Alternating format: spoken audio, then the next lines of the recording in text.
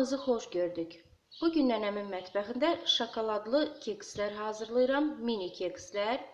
Qara zirə yağı qədim zamanlardan bəri insanlar tərəfindən bir çox xəstəliklərin müalicəsində istifadə olunur. Həmçinin bu yağ immuniteti gücləndirir və orqanizmin işini stabilləşdirir.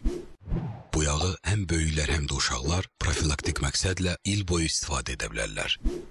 Əl-Fəth şirkəti Efiopiyada birinci soyuq sıxımla əldə edilmiş 100% təbii qara zirə yağlarını sizə təqdim edir.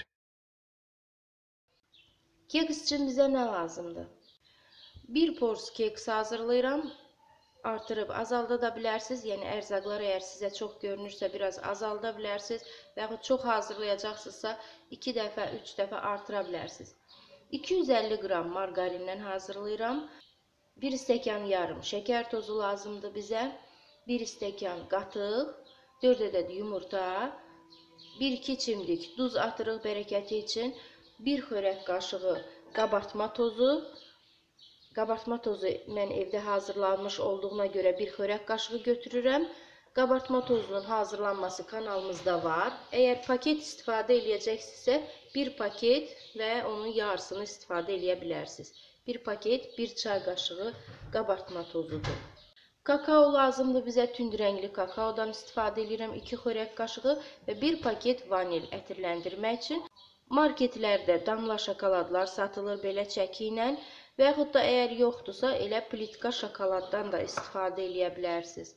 Un təqribən 5-6 stəkan, yəni əliyib hazır qoyuruq.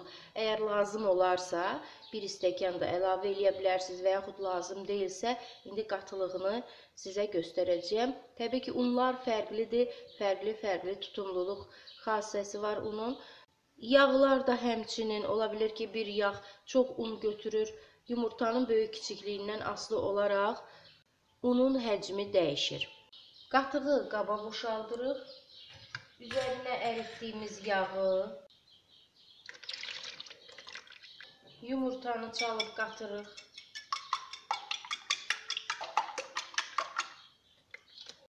Bismillah deyib bərəkəti üçün duz atırıq. Şəkər tozunu, vanili də qatıb çalırıq.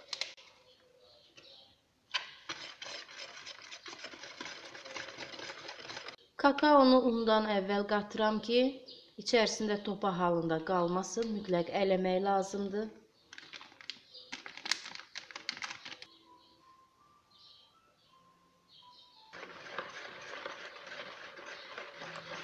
Artıq qarışıq hazırdır və bura qabartma tozu ilə birlikdə ələnmiş unu əlavə edirik.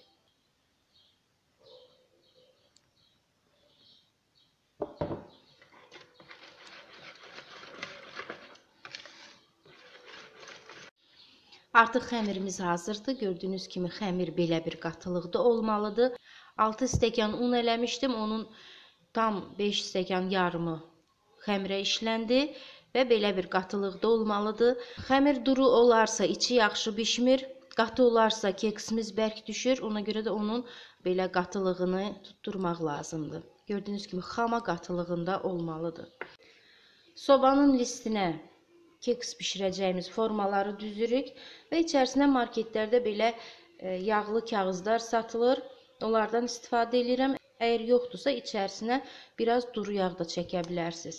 Bu xəmir universal bir xəmirdir. Müxtəlif cupcake'lərdə, muffinlərdə və yaxud iri kekslərdə də istifadə edə bilərsiniz.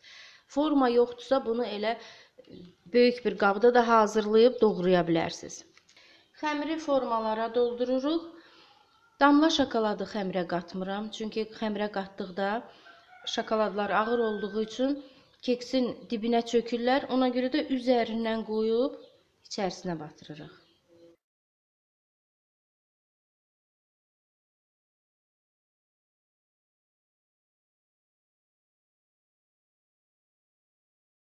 Şokoladları biraz xəmirin içərisinə batırırıq.